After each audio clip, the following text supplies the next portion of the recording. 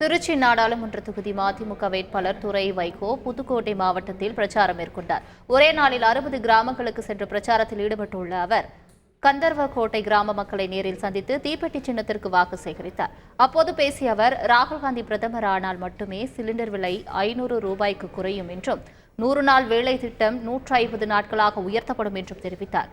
மேலும் வெற்றி பெற்றால் ஒவ்வொரு கிராமங்களுக்கும் சென்று அடிப்படை பிரச்சினைகளை கேட்டறிந்து சரி செய்வதாகவும் உறுதியளித்தார். கேஸ் சிலிண்டர் வாங்குறீங்கல்ல, இப்போ 900 ரூபாய் 1000 ரூபாய் ஆயிடுச்சு இல்லையா?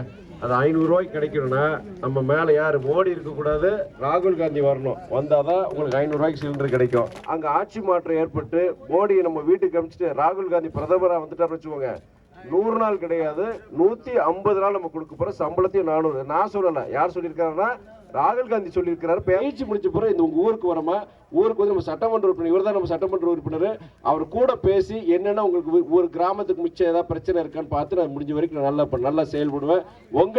உங்களின் நாடாளுமன்ற உறுப்பினரா உங்களின் குரலாக அங்கே டெல்லியில் இந்த துரை வைகோ ஒழிப்பேன்னு சொல்லிட்டு வருகின்ற நாடாளுமன்ற தேர்தலில் எனக்கு தீப்பெட்டி சின்னத்தில் வாக்களித்து வெற்றி பெற செய்யுமாறு அன்புடன் பண்புடன் வேண்டி கேட்டுக்கொள்கிறேன்.